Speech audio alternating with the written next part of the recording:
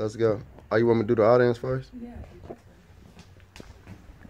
That was like, yeah, you already started it.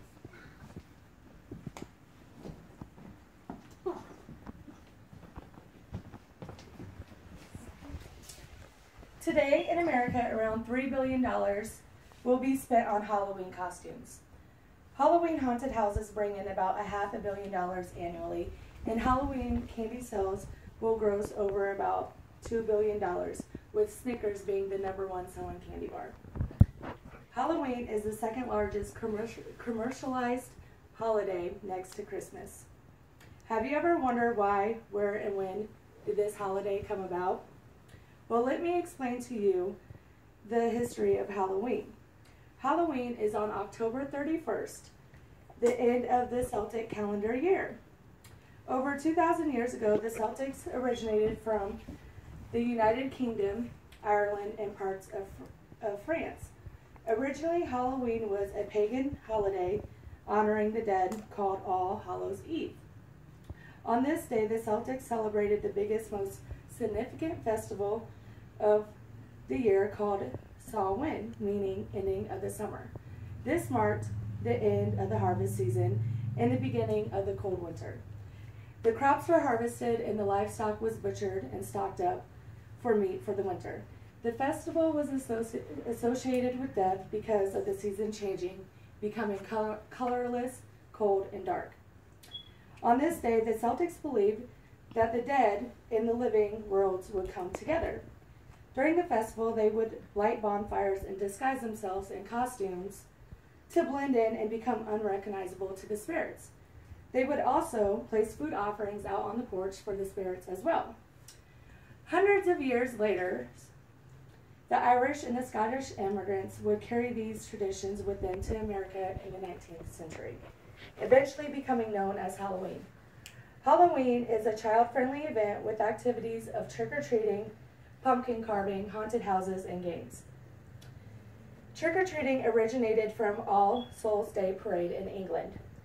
During this festival, the poor people would go about begging for food. The families would give them pastries called soul cakes, in return to promise to pray for the dead family members. Today, trick-or-treating, kids will go door to door to homeowners asking for treats. The trick part comes from if the homeowners did not provide a treat, they would threaten them and do something to their home or to the homeowners. If the tradition of wearing costumes originated from the Celtic tradition, they believed dressing in disguise or wearing a mask